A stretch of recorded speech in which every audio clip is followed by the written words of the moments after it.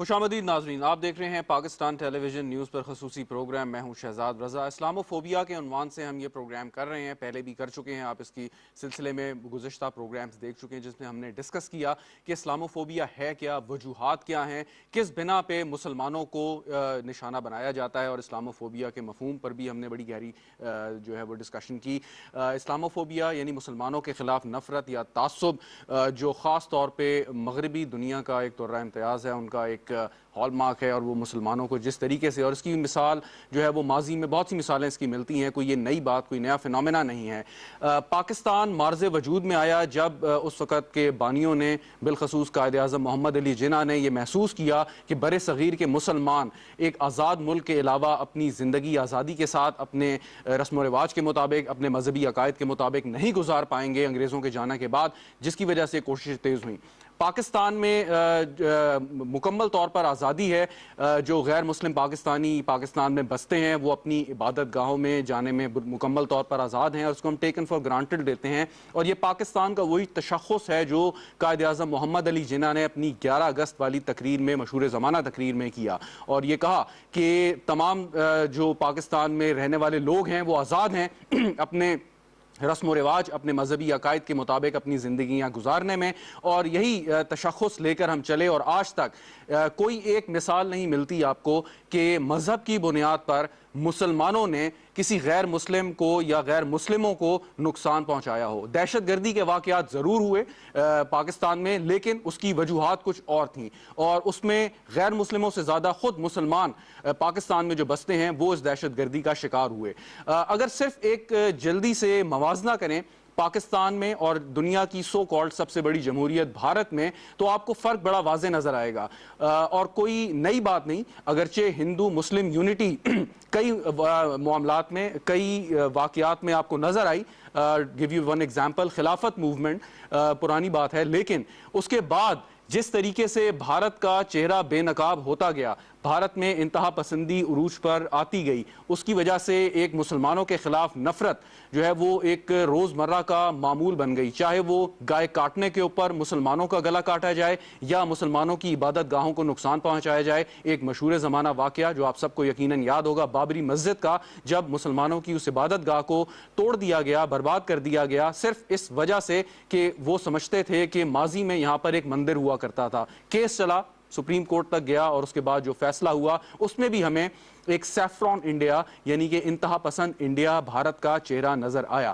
بھارت میں آج کل مسلمانوں کے ساتھ جو ظلم و ستم ہو رہے ہیں، کشمیر سے لے کے دلی تک اور اس سے آگے تک، وہ کسی سے ڈھکے چھپے نہیں ہیں۔ بھارت کے اندر جتنا خلفشار ہے وہ شاید ہی کسی ملک میں اس وقت ہو۔ کسانوں کی ایک تحریک چل رہی ہے، اگرچہ اس کا مذہبی سلسلے سے کوئی تعلق نہیں ہے، لیکن پھر بھی بھارت اپنی خفت چھپانے کے لیے، اپنی ناکامیوں کو دنیا سے چھپانے کے لیے پاکستان کو ٹارگٹ کرتا ہے، اور جب پاکستان کو ٹارگٹ کرتا ہے تو لا محالہ وہ مسلمانوں کو ٹارگٹ کرتے ہیں۔ اس پر آج گفتگو ہم کریں گے۔ اسٹوڈیو میں ہم نے زحمت دی ہے ڈاکٹر ظفر اقبال صاحب کو، انٹرنیشنل اسلامک یونیورسٹی سے تعلق ہے، آپ کا بہت بہت شکریہ۔ طارق پیر زادہ صاحب ہمارے ساتھ موجود ہیں، تجزیہ کار ہیں، کسی تعارف کے محتاج نہیں ہیں، سر آپ کا بہت شکریہ۔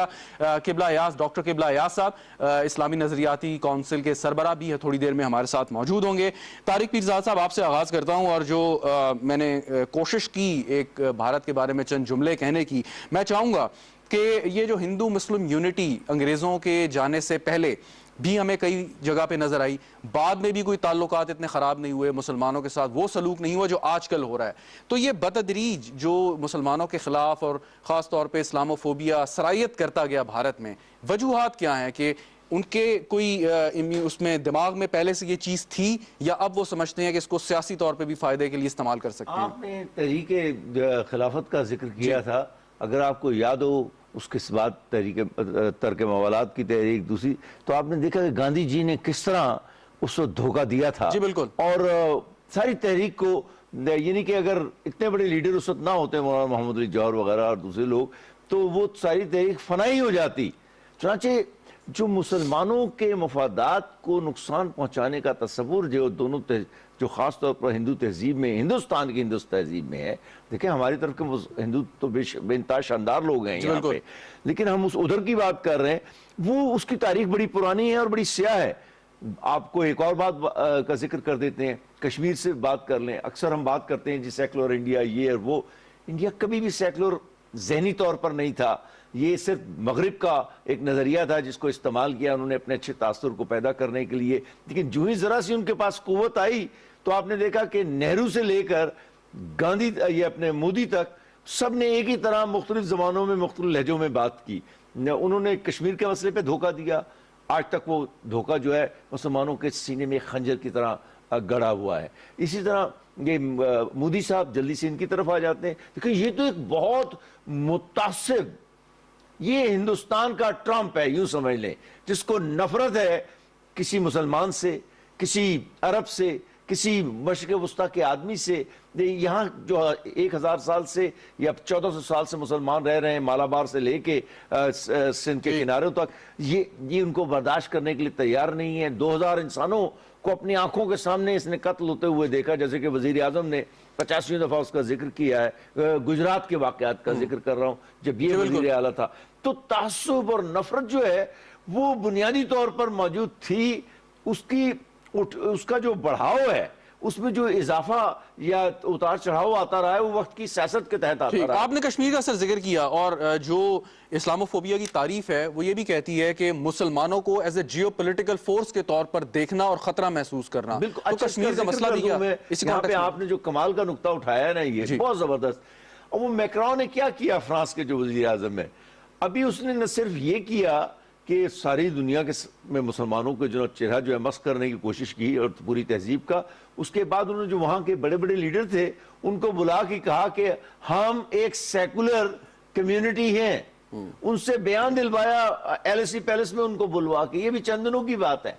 تو آپ یہ دیکھیں کہ زبردستی قوت سے، قانون کی قوت سے، فوجی قوت سے، سیاسی قوت سے، ثقافتی قوت سے وہ آپ کو ختم کرنے کے لیے ہر نقطہ، ہر مرحلے پر پیش رفت کر رہے ہیں. بالکل ٹھیک. ڈاکٹر صاحب یہ ذرا فرمائیے گا کہ قرآن پاک میں، احادیث مبارکہ میں ہمارے لیے ایک مشعل راہ، تقریباً کیا یقیناً تمام مسائل کا حل موجود ہے کہ ان کی روشنی میں ہم آگے بڑھ سکتے ہیں. جہاں پہ اجتہاد کی ضرورت ہے وہ بھی کیا جا سکتا ہے.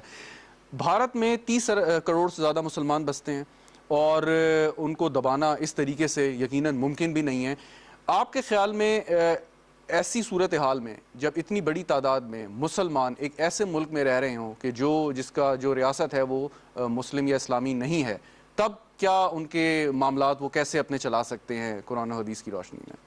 اچھا، ہمیں پہلے تو تھوڑا سا یہ دیکھنے کی ضرورت ہے کہ انڈیا کے اندر مسلمانوں پہ جو اس وقت ایک قیامت سے ٹوٹی ہوئی ہے، اور میرا خیال ہے آج نہیں ہے، وہ ایک کنٹینیوٹی میں آ رہی ہے. ہاں البتہ مودی گورنمنٹ کے آنے کے بعد چونکہ وہ بہت ہی آپ کہہ سکتے ہیں کہ ریسسٹ کائنڈ آف، اور ایک رائٹ ونگ کا ایک بہت بڑا آپ کہہ سکتے ہیں کہ دعوے دار بھی ہے، اور وہ کبھی اس کو چھپاتا بھی نہیں ہے. ذرا سچویشن کا انالیسس تو کریں کہ جب یہ آتا ہے تو اس کے بعد یہ کن لوگوں کو اپنے ساتھ اپنی ٹیم کا حصہ بناتا ہے. ایسے لوگوں کو ٹیم کا حصہ بناتے ہیں جو میڈیا پہ آ کے، مجھے یہ الفاظ بولتے ہوئے بڑی تکلیف ہو رہی ہے لیکن چونکہ وہ میڈیا پبلک کنزمپشن کے لیے پہلے سے ہی آ چکے تو میں ان کو ریپیٹ کر رہا ہوں کہ اگر کوئی ایک مسلمان کسی ایک ہندو کو ریپ کرتا ہے یا اس کی عزت تار تار کرتا ہے تو ہی was in fact inciting the people کہ آپ 100 مسلمانوں کے ساتھ اس قسم کا کام کریں. صحیح. پھر ابھی اس کے علاوہ آپ اگر دیکھیں ایک کنٹینیوٹی کے ساتھ کیا چیز کس طرح سے آ رہی ہے. آج اگر اس کو آپ اٹھا کے دیکھیں کہ آج سے صرف اور صرف 2 مہینے پہلے کیا ہوتا ہے انڈین بینگلور کے اندر، جس کو انڈین سلیکون ویلی کہتے ہیں، کیسے ایک نوین جیسے شخص کو اس چیز کی جو ہے نا وہ ہمت ہوتی ہے کہ وہ پروفٹ صلی اللہ علیہ وآلہ وسلم کے حوالے سے نازیبہ کلمات اپنے سوشل میڈیا پہ ڈالیں. اور پھر جب اس نازیبہ کلمات کے حوالے سے چند مسلمان اکٹھے ہو کے اس چیز کو پروٹیسٹ کرنے کی کوشش کرتے ہیں تو مور دین 150 پیپل ان کے خلاف FIR ان کو جیلوں میں ڈال دیا جاتا ہے اور ان پہ فائرنگ کر کے 7 لوگوں کو قتل بھی کر دیا جاتا ہے. اب کہاں پہ ہو رہا ہے یہ چیز؟ آپ انڈیا جیسے ملک کے اندر جو اپنے آپ کو سیکولر کہلاتا ہے اور جو اس چیز کا دعوے دار ہے کہ وہاں پر سب کے پاس ایکول رائٹس ہیں اور ریلیجن جو ہے وہ کوئی رول پلے نہیں کر رہا. اگر ریلیجن کوئی رول پلے نہیں کر رہا تو کیوں وہاں پہ ایئرپورٹس کے نام جو کہ مغلیائی دور کے مختلف لیڈرز یا ان کے نام کے رکھے ہوئے تھے یا میوزیمز کے نام رکھے ہوئے تھے، آج ان کو آپ تبدیل کر کے ان سارے کے ساری نشانیوں کو ہی مٹا رہے ہیں کہ یہاں پر کبھی مسلمان حکمرانی کرتے رہے ہیں. मैं समझता हूँ कि ये वो सर्कमस्टांसेस है जिसको सामने रख के हमें सिचुएशन का एनालिसिस करने की जरूरत है। India is not even a secular country, इसके हवाले से हम एक डेमोक्रेटिक कंट्री कहते हुए भी बड़ी मुश्किल पेश आती है। उसकी वजह जिस तरीके से वहां पर मुख्तलिफ कौमियतों के साथ, मुख्तलिफ एथनिक ग्रुप्स के साथ जो मसाइल हो रहे हैं। जहां तक मुसलमानों का ताल्लुक है, मैं समझता हूं देखें कि मुस्लिम्स हर सोसाइटी के अंदर हैं, चाहे वो इस्लामिक सोसाइटीज रही हैं या मुस्लिम्स डोमिनेटेड सोसाइटीज रही हैं या इवन नॉन मुस्लिम सोसाइटीज रही हैं।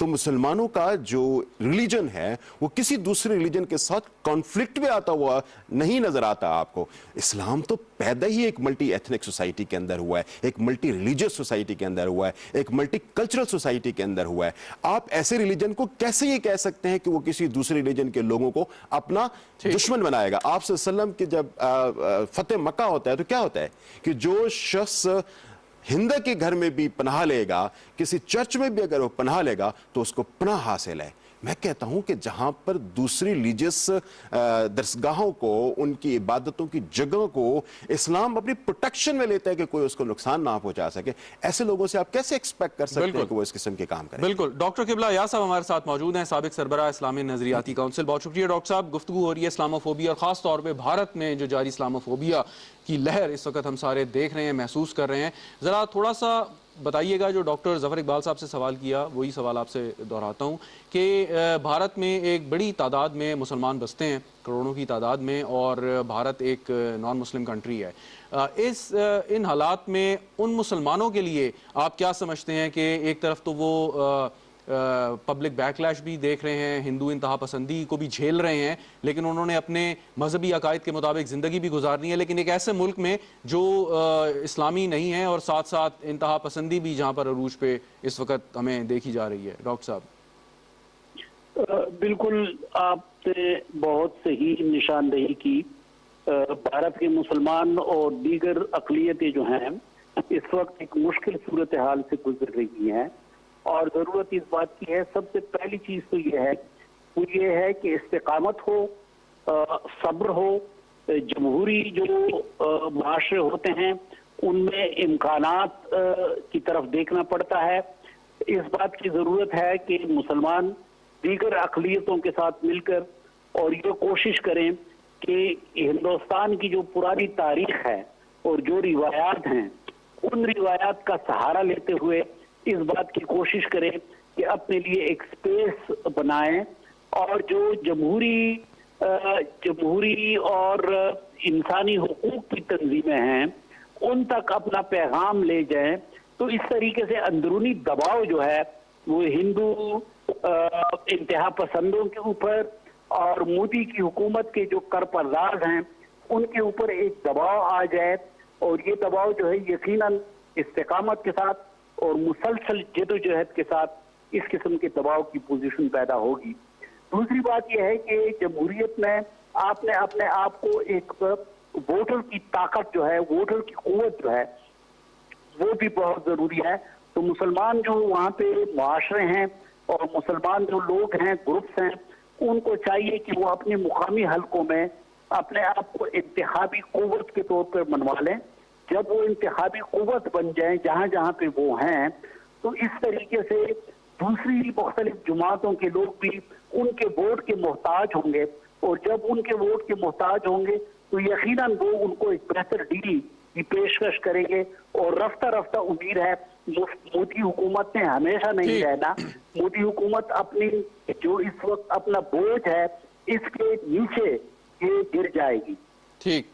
अच्छा डॉक्टर साहब, वहाँ पे भारत की जो सियासी तारीख है, या तो बीजेपी रही है या कांग्रेस रही है, दोनों जो है उनका तशख़्ख़ुस जो है वो इस्लामी यकीनन नहीं है। सवाल ये है कि कांग्रेस के दौर में भी मुसलमानों के साथ कोई बहुत अच्छा सलूक नहीं हुआ, जो हमसे ख़ास तौर पे पाकिस्तान से धोखे उन्होंने किए, लेकिन इतनी इंतहा पसंदी हमें देखने को नहीं मिली कि जो बीजेपी और ख़ास तौर पे नरेंद्र मोदी के दौर में हमने देखी है। तो मुसलमानों के पास चॉइस क्या है वहाँ पे? एक तो इसका सियासी यकीनन जवाब होगा जो आपने भी फरमाया, और दूसरा ये कि इस्लामिक पॉइंट ऑफ व्यू से कि जब ऐसी दो ताकतें सामने हों, जो गैर मुस्लिम ताकतें हैं, जमातों की मैं बात कर रहा हूँ, और मुसलमानों ने उसी मुआशरे में उन्हीं ताकतों के साथ रहना है। बिल्कुल। देखें, अब हम तो ये बुनियादी बात है کہ جو اس وقت کی صورتحال ہے اور اس وقت کی جو معاشرت ہے اور سیاست ہے ہم اس کو نظر انداز نہیں کر سکتے. ہم نے اسی کے اندر رہ کر کام کرنا ہوگا. تو جو اس وقت بین الاقوامی طور پہ مسلمہ رویے ہیں اور جو مسلمہ طریقے ہیں ان سے ہم نے سیکھنا ہوگا. اور بنیادی بات اس میں یہ ہے کہ یہ کوشش کی جائے کہ مسلح تحریکات کی طرف نہ آیا جائے، کیونکہ مسلح جدوجہد کی طرف اگر آپ آ جائیں تو حکومت اس کو بہانہ بنائے گی اور آپ کے خلاف ایک عمومی ذہن بنانے کی کوشش کرے گی. تو ضرورت اس بات کی ہے کہ اخلاقی طور پہ مسلمانوں کا انداز جو ہے وہ اخلاقی برتری ان کو حاصل ہو. جب اخلاقی برتری حاصل ہوگی تو یقیناً آج کی اس دنیا میں جو کہ بین الاقوامی دور ہے اور ہم بعض عالمگیریت کے دور سے گزر رہے ہیں. ڈاکٹر صاحب ایک سوال ہے، اس کے بعد آگے بڑھتا ہوں کہ کیا اسلام ہمیں یہ نہیں سکھاتا کہ اگر ہم کوئی برائی ہوتے دیکھیں تو اس کو ہاتھ سے روکیں؟ ہاتھ سے روکنے کی استطاعت نہیں ہے تو منہ سے برا کہیں، اگر منہ سے بھی نہیں کہہ سکتے تو کم از کم دل سے برا سمجھیں. ہاں بالکل. اب یہ استطاعت کی بات ہے. اس وقت مسلمان جس صورتحال میں ہے انڈیا کے اندر تو ان کی جو استطاعت ہے اسی استطاعت کے مطابق انہوں نے کام کرنا ہے. تو ایک تو تحریر اور تقریر کے حوالے سے، اور دوسرا یہ کہ اپنے اندر ایک اتفاق اور اتحاد، اور جو جمہوری طریقے ہیں اس وقت بعد از عالمگیریت کا جو دور ہے پوری دنیا میں انسانی حقوق کی تنظیمیں جو ہیں وہ فعال ہیں. تو مسلمانوں کی قیادت کے لیے یہ بھی ایک بہت اچھا موقع ہے کہ بین الاقوامی تنظیموں کے ساتھ اب رابطہ رکھیں، خاص کر جو انسانی حقوق کی تنظیمیں ہیں. تو اس طریقے سے بہتر ہوگا کہ وہ ایک اپنے لیے بہتر وہ حاصل کریں، ایک سپیس حاصل کریں. تو یہ وہ طریقے ہیں کہ آج کی دنیا میں مسلمہ ہیں. ٹھیک. ڈاکٹر طارق پیرزادہ صاحب یہ بتائیے کہ جب ہم بات کرتے ہیں نا کہ کوئی ملک سیکولر ہے اور سیکولرزم جو ہے وہ لادینیت نہیں ہے بلکہ برداشت کرنے کا، شاید آپ میرے سے بہتر اس کی تعریف ہمیں بتا سکتے ہیں، دنیا میں کوئی ایسا ملک آپ کو نظر آتا ہے کہ جس کو ہم کہیں کہ اس کا تشخص تو اسلامی نہیں ہے، اپنے آپ کو سیکولر کہتا ہے اور مسلمانوں کو بھی اتنی ہی آزادی اور اتنی ہی سہولیات اور اتنی ہی آسانی ہے کہ جتنے دیگر مذاہب کے لیے ہے؟ صرف موازنہ چاہ رہا ہوں کہ بھارت اپنے آپ کو جو سیکولر کہتا آیا ہے کہ کوئی ایسا ملک ہو جس سے اس کے مطابق شیشہ دکھایا جا سکے. میں پہلے ذرا ڈاکٹر قبلہ یاس کی بات سے مجھے بڑا خاصا اختلاف ہے، میں اس پہ ایک ذرا اپنا نظریہ پیش کر دیتا ہوں. جی دیکھیں یہ جو 20 اور 30 کروڑ کی آبادی ہوتی ہے نا کسی ملک میں، وہ بجائے خود ایک بہت بڑی اقلیت ہونے کے باوجود ایک بڑی انسانی اکثریت کا نام ہوتا ہے. درست. وہ ایک بجائے خود ایک قوم ہوتی ہے. مسلمان بجائے خود ایک قوم ہے ہندوستان کے اندر. اب اگر 72 سال کے بعد ان کی تہذیبی، اسلامی اور انسانی تشخص کو ایک انتہا پسند ہندو تہذیب تباہ کرنا چاہتی ہے تو آپ کے پاس راستہ تو کھلا ہے. دیکھیں نا، جن انسانی تنظیموں کا ہم نے ذکر کیا وہ سوڈان کی تقسیم کے وقت تو انہوں نے سوڈان کی تقسیم کی پوری حمایت کی تھی. اسی طرح ہندوستان کے مسلمان کو ذہن میں رکھنا چاہیے کہ اگرچہ مثلا بنگلہ دیش علیحدہ ہم سے ہوا ہے لیکن وہ بھارت میں دوبارہ شامل نہیں ہوا ہے. یاد رکھنے کی بات ہے. یہ بھی تو ایک راستہ تھا، زبان تک مشترک ہے دونوں بنگالوں کی. تو آپ نے اپنے لیے راستہ پیدا کرنا ہے. اگر انسانی سطحوں پر مفاہمت کے ساتھ کوئی راستہ آپ کو کسی وجود کے بقا کی طرف نہیں لے جاتا تو وجود کے بقا کے لیے پھر دیگر راستے، نئی ریاستوں کی تشکیل، تصادم کا راستہ، جنگ کا راستہ جو کہ آپ کے حقوق میں شامل ہے، اور یہ بھی ایک ریاست کے ساتھ تو نہیں ہوا. تو آپ ہندوستان کا ذکر آتے ہی یہ اس گنجائش کو ختم کرنے کی کوشش مت کیجئے. اگر آپ ہندوستان کے ساتھ نہیں رہ سکتے، ہندوستان کا مسلمان نہیں رہ سکتا، اور کیونکہ ہندوستان کا مسلمان اس کو برداشت کرنے کے لیے اب تیار نہیں ہے، ان کے وجود سے انہیں ایک ثقافتی بدبو آتی ہے، ایک تسلط کا گمان تہذیبی طور پر آتا ہے، تو پھر آپ کو علیحدہ ہونا چاہیے ان سے. وہ تو اتفاق کی بات ہے کیونکہ حیدرآباد وغیرہ تقسیم جو ڈاکٹر صاحب نے بات کی تھی کہ استطاعت کی ایک بات میں آ رہا ہوں. یہ استطاعت کی بات ان لوگوں کے لیے ہوتی ہے جہاں مسلمان بہت چھوٹی اقلیت ہیں، جیسے فرانس میں ہو گیا، حالانکہ خاصی بڑی اقلیت ہے لیکن پھر بھی 50 60 70 لاکھ لوگ. ہم بات کر رہے ہیں 20 سے 30 کروڑ، پاکستان سے بھی شاید زیادہ آبادی. تو اس طرح کی قوموں کو جو بجائے خود ایک قوم کے اندر قوم ہے، ایک ملک کے ریاست کے اندر قوم ہے، ان کو تو اپنی تحریک کو لیکن اصولاً تو سر یہ ہونا نہیں چاہیے تھا کہ آپ نے خود ذکر کیا گجرات کا اور جو قتل عام ہوا، تو اس وقت مسلمان جو بھارت کے اندر ہیں وہ کھڑے ہوتے اور اپنے حقوق کے لیے جنگ اسی لڑتے۔ بات کی طرف آ رہا ہوں، تو یہ جو ان کا غیر منظم ہونا ہے، اپنے مقصد کی صحیح شناخت کا نہ ہونا ہے، اپنے وجود کو قائم رکھنے کے لیے ایک کسی ریاست کے بنانے کی طرف قدم اٹھانا ہے، یہ باتیں بڑی عجیب سی لگتی ہیں آج کل کے ماحول میں، کیونکہ ہم سب دانشور ہو گئے ہیں۔ تو جو میں موجودہ حضرات کے متعلق بات نہیں کر رہا ہوں، پاکستان کے اندر جو مجموعی صورتحال ہے، ہم اس طرف جانے کی بات نہیں کرتے ہیں۔ کسی نے جہاد کا لفظ استعمال کیا تو کہا ہے جہاد کا تو مطلب صرف کوشش کر رہا ہے۔ آپ کبھی شاہ ولی اللہ کی حجت اللہ البالغہ کو دیکھیں، شریعت جو ہے عسکری قوت کے بغیر مکمل نہیں ہوتی، جہاد کا لفظ شاہ ولی اللہ محدث دہلوی نے استعمال کیا ہوا ہے۔ اب دیکھیں، اور یہ اس وقت کی بات ہے جب مسلمان کمزور ہو رہا تھا۔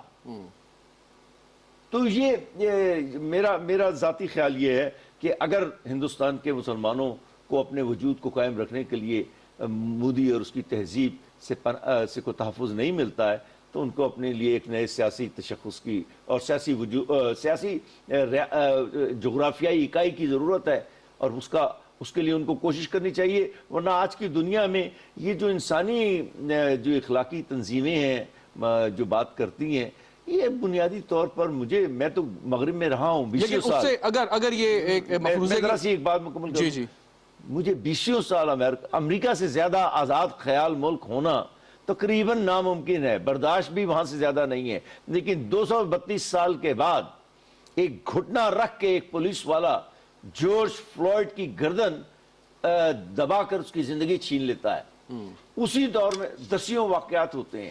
تو میں یہ کہنا چاہتا ہوں کہ آپ نے اپنے تحفظ کی ضمانت لینی ہے، چاہے اس ریاست میں رہ کر آپ کو وہ ملے یا اس سے آزاد ہو کر ملے۔ اگر آپ نہیں کرتے ہیں آپ نقصان میں رہیں گے۔ قبلہ یاز صاحب شاید اس پہ کچھ بات کرنا چاہتے ہیں، لیکن ایک سوال بڑا مختصر جواب۔ اگر مفروضے کی بنیاد پر مسلمان یہ سمجھ جاتے ہیں بھارت کے اندر، اور جیسے آپ بات کر رہے ہیں اس طریقے سے اپنی جد و جہد کا آغاز کرتے ہیں، سو کیا اس سے یہ پیغام نہیں جائے گا کہ دنیا میں کہیں بھی مسلمان کسی غیر اسلامی ریاست کے ماتحت نہیں رہ سکتے، ان کا ایک اپنا تشخص ہے، اور جہاں بھی مسلمان ہوں گے وہ کسی اسلامی نظام کے تحت اور اسلامی سلطنت کے تحت ہی رہ سکیں گے؟ دیکھیے، میں اس کا جواب دیتا ہوں۔ جہاں جہاں مسلمان اپنی ریاستوں کو چھوڑ کر دوسری ریاستوں میں معاشی بنیاد پر جا کر آباد ہوئے ہیں، وہ ایک دوسرا مسئلہ ہے۔ ٹھیک، لیکن جو ان کے آبائی وطن ہیں، ایک 1,500 سال سے، آپ کو اسپین کو 850 سال کے بعد چھوڑنے کی ضرورت نہیں تھی۔ آپ اگر ہتھیار ڈال دیتے ہیں تو پھر تو اس کا تو کوئی حل نہیں ہے۔ ٹھیک، 3 ہی راستے تھے نا، کہ یا آپ عیسائیت قبول کر لیں، یا آپ اسے کیا کہتے ہیں یہاں سے تشریف لے جائیں واپس جہاں سے آئے تھے، اور جنگ کرنے کا آپ نے جو تصور تھا اس کو چھوڑ دیا تھا۔ 30 لاکھ کے قریب مسلمانوں نے ہجرت کی تھی وہاں سے، اسپین سے۔ یہ بڑا خوفناک بات ہے، 8 صدیوں بعد آپ اپنے وطن کو چھوڑ دیا آپ نے۔ تو یہ اگر شکست کو قبول کرنے کا رویہ، زندگی گزارنے کا ایک رویہ ہے تو وہ بھی ہے، لیکن میرے نزدیک یہ مسلمانوں کا، مسلم تہذیب کا اور اسلام کا دیا ہوا پیغام نہیں۔ ڈاکٹر صاحب کو جواب دینا چاہیں گے، پھر آگے بڑھتا ہوں۔ ڈاکٹر قبلہ یاز صاحب۔ جی بالکل، یہ قابل قدر باتیں ہیں پیرزادہ صاحب کی، اور ہمیں یہ انڈیا کے مسلمانوں پہ چھوڑنا چاہیے کہ وہ اپنے حالات کے مطابق بہتر فیصلہ کریں۔ ان کو زیادہ اپنے حالات کا علم ہے۔ ہم تو بحیثیت مسلمان اور دیگر جو انسانی حقوق کی تنظیمیں ہیں، ہم تو اخلاقی سپورٹ ہمیں ضرور دینا چاہیے، اور وہ یقیناً پوری دنیا میں ہے۔ اس وقت پہلی مرتبہ ایسا ہوا ہے کہ بین الاقوامی میڈیا نے انڈیا کو حد سے تنقید بنایا ہے، تو ایسا پہلے کبھی نہیں ہوا تھا، اور انڈیا کی بین الاقوامی ریٹنگ میں کمی آ رہی ہے۔ تو اس بات کی ضرورت ہے کہ اس سلسلے کو آگے بڑھایا جائے، اور ایک منظم طریقے سے، اور انڈیا کے مسلمانوں کو بھی سنا جائے، انڈیا کے مسلمانوں سے بھی معلوم کیا جائے کہ وہ اپنے حالات کے مطابق کس طرح اپنے لیے ایک بہتر فیصلہ کر سکتے ہیں۔ ٹھیک، بالکل صحیح۔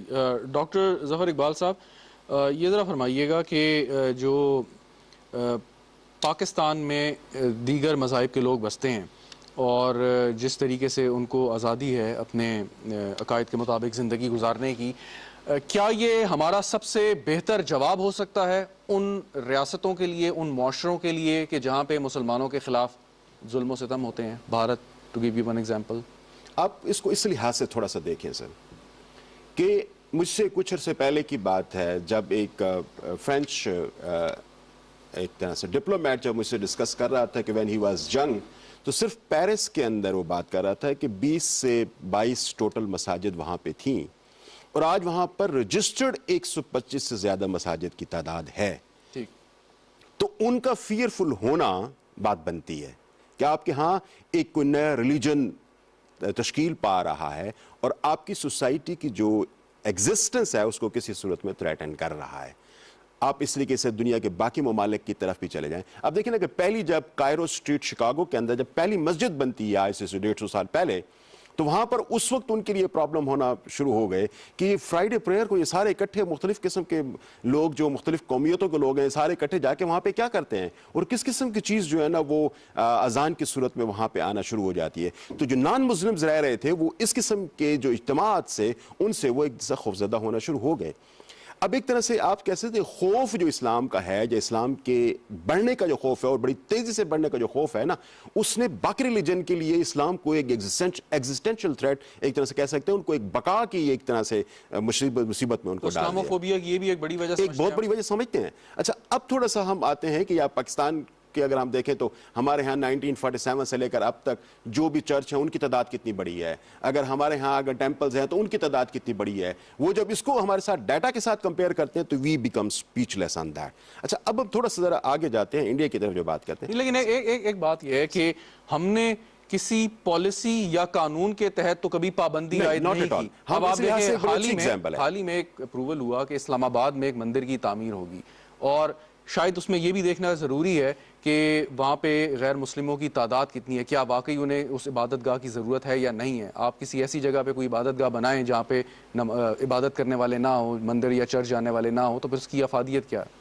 میں یہ سمجھتا ہوں کہ Pakistan is not a case which can be quoted anywhere جہاں پہ ہم یہ کہیں کہ یہاں پہ intolerance towards other religion موجود ہے، اور پالیسی لیول پہ لیجسلیشن لیول پہ یہ کہیں پہ نظر نہیں آتی. ان کو ایکویلٹی جسے آپ کہہ سکتے ہیں ہر لیول پہ موجود ہے. دنیا کے باقی ممالک کے اندر ہم اس کی بڑی ایگزامپلس دے سکتے ہیں جہاں پہ ثابت کر سکتے ہیں کہ مسلمانوں کے لیے وہاں پہ ڈسکریمنیٹری لاز اویلیبل ہیں. اچھا اب جو تھوڑی دیر پہلے جس چیز کی طرف ہم میجر جو تھرسٹ ہے ہمارے اس آج کی اس ڈسکشن کا، اگر میں اس کی طرف آپ کو لے کے جاؤں، دیکھیں سر ہم جو بات کر رہے ہیں نا کہ انڈیا میں مسلمان 30 کروڑ ہیں، تو بھئی جب دیکھیں کہ 1 ارب 30 کروڑ ہیں ٹوٹل آبادی وہاں پہ، اور اس آبادی میں ہم 30 کروڑ کی بات کر رہے ہیں کہ they should now try to find some way out کہ جہاں پہ وہ اپنے کو تشخص بنانے کی کوشش کریں. سر یہ ایک بڑی اچھی بات ہے، لیکن بات سمپلی یہ ہے کہ مسلمانوں کی وہاں پہ ہسٹری کے ذرا تھوڑا سا 1947 سے لے کر 73 ایئرس کی ہسٹری کو اٹھا کے دیکھیں. اس کا ایک انالیسس کرنے کی ضرورت ہے میرا خیال ہے کہ before we reach to any kind of conclusion like that کہ کب وہاں پہ مسلمانوں کے لیے حالات خراب ہوتے ہیں. آپ کو حالات خراب ہوتے ہوئے اس وقت نظر آتے ہیں جہاں پر اس قسم کے ریڈیکلسٹ یا جسے آپ کہہ سکتے ہیں ریسسٹ اور رائٹ ونگ کے لیڈرز آپ کو پاور میں آتے ہوئے نظر آتے ہیں. مودی جیسے یا مودی کے تمام جو کامریڈز ہیں ان کو اگر آپ دیکھ لیں. دوسرا کب پیش آتا ہے آپ کو؟ جب بھی strained relations between Pakistan and India آتے ہیں تو ڈائریکٹلی انفلکٹ کرتے ہیں پرابلمز وہاں پہ مسلمانوں کے لیے. میں سمجھتا ہوں سر کہ اگر ہم مسلمانوں کے لیے وہاں پہ حالات کو بہتر کرنا چاہتے ہیں تو یہ بڑا ضروری ہے ڈیفینیٹلی، جس طریقے سے میرے ریسپیکٹڈ دوست کہہ رہے تھے کہ آپ انٹرنیشنل لیول پہ جو فورم ہیں ان کے ساتھ بھی اپنے تعلقات بڑھائیں. انڈیا کے حوالے سے ایشوز کو وہاں پہ بھی ریز کیا جائے، لیکن ہمارے جو پاکستان اور انڈیا کے درمیان میں پرابلمز ہیں ہمیں ان کو بھی کسی صورت میں سالو کرنے کی ضرورت ہے. وہ اگر سالو ہوں گے تو مجھے یقین ہے کہ ایسی صورتحال میں مسلمانوں کے لیے بھی وہاں پہ حالات بہتر ہونا شروع ہو جائیں گے، کیونکہ ہسٹوریکلی جب بھی وہاں پہ زیادہ پرابلم نظر آئے ہیں وہ پرابلم آپ کو ہماری سرحدوں پہ یا ہمارے آپس میں یہ سوال تو ویسے طارق پیرزادہ صاحب آپ سے بنتا ہے، لیکن ڈاکٹر صاحب سے جواب لے کے یہی سوال آپ سے پوچھتا ہوں میں. ڈاکٹر صاحب تو جو ڈاکٹر جاوید اقبال صاحب بات کر رہے ہیں، کہنے کا ان کا ظفر اقبال صاحب جو بات کر رہے ہیں کہ مقصد یہ کہ اگر پاکستان اور بھارت اپنے تعلقات ٹھیک کر لیں تو بھارت کے اندر جو اسلاموفوبیا ہے وہ نیچرلی کم ہو جائے گا. ظفر اقبال صاحب کی یہ بات صحیح ہے کہ ہم نے اپنے ایجنڈے پہ کشمیر کے مسئلے کے علاوہ باقی جو مسائل ہیں، کیونکہ نہرو لیاقت جو معاہدہ ہوا ہے اس میں بھی یہ اقلیتوں کا ایشو جو ہے وہ موجود ہے، और उसको सामने रखते हुए इस बात की कोशिश की जानी चाहिए। तो अगर बेहतर ताल्लुकात हों तो यकीनन हम एक बेहतर अंदाज में मुसलमानों के हालात को एजेंडे पे ला सकते हैं। लेकिन ये दूसरी बात भी बहुत अहम है कि यहाँ पे जो हिंदू हैं या दीगर गैर मुस्लिम अक़लियतें हैं, उनके साथ हमारा रवैया जो है वो भी वहाँ पे असरअंदाज हो सकता है। ये चीजें जो हैं, ये हवाले जो हैं, इनका सहारा लेते हुए मैं समझता हूँ कि हम मुसलमानों को, इंडिया के अंदर के जो मुसलमान हैं, एक बेहतर अखलाकी सपोर्ट दे सकते हैं। ठीक ठीक। एक आखिरी सवाल सर आपसे, वो ये कि जो इस्लामी ममालिक हैं बशमूल पाकिस्तान और ख़ास तौर पे ऐसे ममालिक जो जहाँ पे बड़ी कल्चरल डाइवर्सिटी है, गैर मुस्लिम भी बहुत बड़ी तादाद में रहते हैं, तुर्की एक मिसाल है उसकी, या ऐसे ममालिक हैं जिनके पास दौलत बहुत है अरब ममालिक, उनकी कितनी जिम्मेदारी है कि वो अपने वसाइल इस्तेमाल करें, अपनी सकाफत, अपना कल्चर इस्तेमाल करें कि इस्लामोफोबिया जो मगरबी दुनिया में या भारत में है उसको कम किया जा सके? डॉक्टर साहब, बिल्कुल, ये बहुत अहम सवाल है। और इस्लामोफोबिया जो है ये उन ममालिक के लिए भी इस लिहाज से बहुत खतरनाक है कि मुसलमान जो हैं उनकी मईशत और उनकी मुआशरत का एक भरपूर हिस्सा हैं, और अगर वो वहाँ पे अदम इत्मीनान महसूस कर रहे हैं तो यकीनन ये उनके अमन व अमान की सूरत हाल पर और उनकी मईशत पर असरअंदाज होगा। तो कोशिशें तो हो रही हैं इस सिलसिले में। कनाडा को एक बेहतर मिसाल के तौर पे लिया जा सकता है कि कनाडा की ये कोशिश है कि इस्लामोफोबिया को कम से कम किया जाए, खत्म किया जाए। इस तरीके से साउथ अफ्रीका को भी एक मिसाल के तौर पर पेश किया जाता है जहाँ पे मुसलमान एक बेहतर मुआशरत और एक बेहतर जिंदगी गुजार रहे हैं। तो ये एक कामयाबी की स्टोरीज हैं, सक्सेस स्टोरीज हैं। जी बहुत बहुत शुक्रिया डॉक्टर किबला याद साहब हमारे साथ मौजूद। तारिक पीरज़ादा साहब, जो एक सवाल मैंने किया कि अगर पाकिस्तान और भारत अपने मसाइल हल कर लें या हल करने के करीब पहुंच जाएं तो इस्लामोफोबिया कम हो सकता है भारत में या नहीं? बुनियादी तौर पर असल में उस सवाल की तरफ लेकर जाता है कि ये मसाइल हल कैसे हों। जब तक मकबूजा कश्मीर आज़ाद नहीं हो जाता अक़वाम मुत्तहिदा की करारदादों के मुताबिक, या पाकिस्तान की पॉलिसी में कोई बुनियादी स्ट्रेटेजिक चेंज नहीं आती और हम उसे आज़ाद कराने की तरफ नहीं जाते, ये मसाइल जब तक ख़ास तौर पर हिंदुस्तान और पाकिस्तान के दरमियान है, ये तो मसले कम किसी तरह कम ही नहीं हो सकते, इनमें इजाफा हो सकता है और होना। मैं आपको जरा एक दूसरे जाविये से बात करना चाहता हूँ, जरा से एक सवाल साथ ही कर लूँ। वो मैं आपको थोड़ा सा अपने सवाल को रिफ्रेज कर लेता हूँ कि अभी तो खैर बहुत ताल्लुकात ख़राब हैं और उसकी बुनियादी वजह आप बेहतर समझते हैं। जिन अदवार में बातचीत जारी थी, कॉन्फिडेंस बिल्डिंग मेजर्स हो रहे थे, जिसमें हम समझते थे कि वफूद के तबादले भी हो रहे हैं, आने जाने पे भी कोई खास पाबंदी नहीं थी, ट्रेनें चल रही थी, बस सर्विस चल रही थी, इवन के लाइन ऑफ कंट्रोल के आर पार जो है वो लोग आ जा रहे थे, उस वक्त भी क्या इस्लामोफोबिया उसी तरीके से भारत में था या नहीं था? मुसलसल था। बात था। ये है कि आप देखिए ना, मसलन आपने गुजरात के वाक़यात का जिक्र किया, ये कोई आज के वाक़यात तो नहीं है, ठीक है। इसी तरह आपको मैं एक और बात बता देता हूँ, बहुत ही अजीब बात, मौलाना अबुल कलाम आज़ाद थे ना, किस कदर खिदमत की है उन्होंने अपनी पॉलिसी की वजह से हिंदू तहजीब के और हिंदुस्तान को मुत्तहिद रखने की। ये बहुत बड़े शख्सियत थे, इतना बड़े लोग पैदा नहीं होते हैं, लेकिन उसके बावजूद आपने देखा कि सरदार पटेल और दूसरे लोगों ने क्या हरकत की।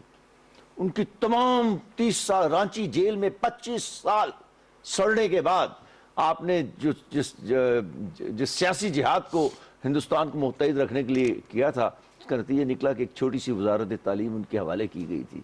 उन्हें हिंदुस्तान का सदर बनाना भी किसी ने कबूल नहीं किया था।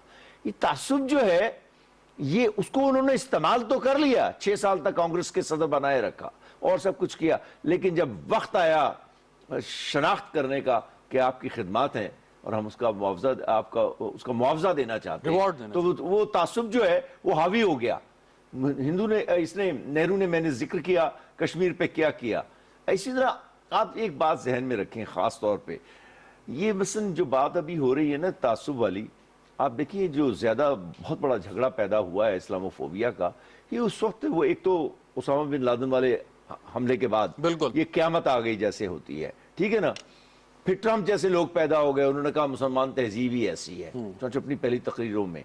फिर ये जो फ्रांस के अंदर चार्ली एब्डो वाले वाकयात थे, कार्टूनों वाले वाकयात, नाउज़ुबिल्लाह हमारे पैगंबर की शान में तो सल्लल्लाहु अलैहि वसल्लम, तो ये आप ये देखें कि اس کا مسلمانوں کی طرف سے کسی پیدا کی گئی تحریک کے نتیجے میں یہ نفرت نہیں پیدا ہوئی، یہ نفرت ان کی پیدا کی گئی تحریک، چاہے وہ صحافیانہ کردار ہو، چاہے وہ ان کا عسکری کردار ہو، ثقافتی ہو۔ اور فرانس، آپ کو تو معلوم ہے، مجھے تو میں تو ساری دنیا کو پسند کرتا ہوں ابھی، اور میں حوالے دیتا ہوں، میرا انسانوں سے تعلق ہے، میں مسلمانوں کے ساتھ ساتھ پوری انسانی دنیا سے میں اپنے آپ کو ہم آہنگ سمجھتا ہوں، لیکن آپ دیکھیں کہ کر کیا رہے ہیں یہ لوگ، اس کے یعنی ان کو بلا کر مسلمانوں کے لیڈروں کو ان سے بیان دلوایا کہ اسلام ایک سیکولر مذہب ہے۔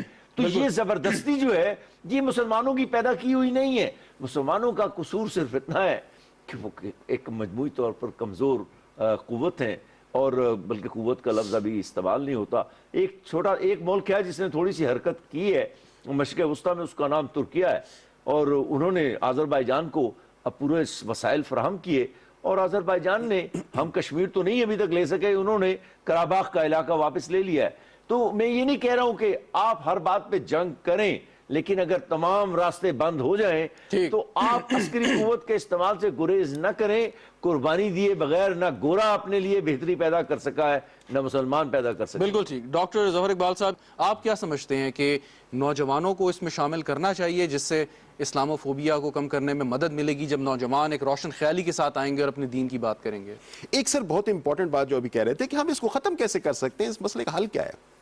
دیکھیں سر، یہ مسلمانوں کی طرف سے تو نہیں ہو رہا، لیکن آپ کسی بھی چیز کو اگر آپ اٹھا کے دیکھیں، کوئی علاقہ بھی اٹھا کے دیکھیں، میں آپ کے ساتھ وہ بحث کرنے کے لیے تیار ہوں کہ وہاں پر ہسٹورک ریزن ہمیں ملتی ہیں۔ فرانس کی ایگزامپل لے لیں، آج چارلی ایبڈو ایسے پبلش کر رہا ہے، چارلی ایبڈو کے پیچھے ایک بہت بڑی ہسٹری اویلیبل ہے کہ وہاں پہ مسلمانوں کے حوالے سے آپ دیکھیں، صلیبی جنگوں کے آپ دیکھیں کہ آپ کو نظر آتے ہیں کہ وہاں سے مشنز نکل رہے تھے۔ دیکھیں 1910 کے اندر، میں آپ کو یہ ہسٹورک بات میں 1910 کے اندر سب سے پہلے اسلامو فوبیا کا ٹرم بھی وہاں پہ فرینچ لٹریچر کے اندر استعمال ہوتی ہے، جب وہ افریکنز کے ساتھ انوالو تھے تو اس وقت یہ استعمال ہوتی ہے۔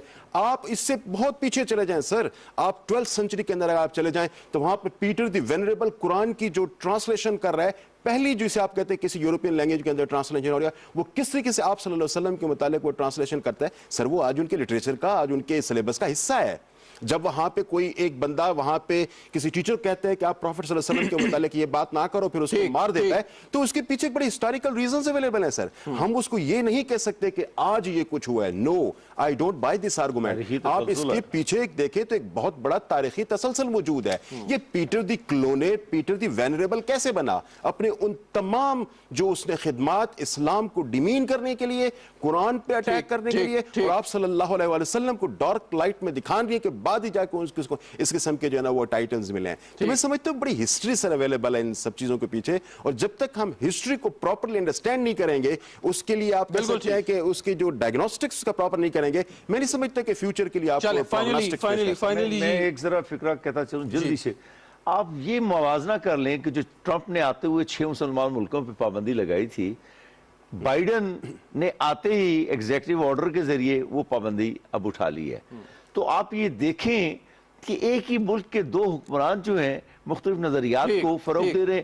چنانچہ جب یہ اس طرح کی تبدیلی آتی ہے نا، اس سے آپ کو فرق واضح ہو جاتا ہے۔ ایک چھوٹی سی بات، ایک بڑی چھوٹی سی بات یہ کہ ذرا تھوڑا سا یہ دیکھنے کی ضرورت ہے کہ امریکہ کی جب ایف بی آئی کی رپورٹ یہ ہے کہ 872 ہیٹ گروپس امریکہ کے اندر مسلمانوں کے خلاف کام کر رہے ہیں، تو ان کے پاس پیسہ کہاں سے آتا ہے؟ کیا ہمیں اسلامو فوبیا FATF کے کانسیپٹ کو وہاں پہ نہیں دینے کی ضرورت؟ اسلامو فوبیا جو ڈسکورس جنریٹ ہو رہا ہے اس کے پیچھے منی کون پور ان کر رہا ہے؟ آپ یہاں پہ تو کہتے ہیں کہ اسلام FATF کے جو ہے نا پروٹوکول سٹرینجنٹ کر دیتے ہیں کہ پیسہ سلپ نہ ہو ٹیررزم کی طرف، تو کیا اسلامو فوبیا کے حوالے سے چیزیں وہاں پہ چل رہے ہیں وہاں پہ کیوں نہیں ہو رہا ہے؟ فائنلی جی طارق پیرزاد صاحب یہ ذرا بتائیے گا کہ نریندر مودی آج ہے کل نہیں ہوگا، لیکن جو ایک آئیڈیالوجی ہے RSS کی وہ ہندوستان میں رہے گی، اتنی جلدی ختم شاید نہ ہو، بالکل چلے گی۔ تو اس کانٹیکسٹ میں پھر کیا اس کا حل؟ دو فکرے، بالکل یہ تعصب جو تحریک ہے مسلمانوں کے خلاف نفرت کی، ہندو تہذیب کو جس طرح وہ نریندر مودی اور اس کی پارٹی لے کر آگے چل رہی ہے،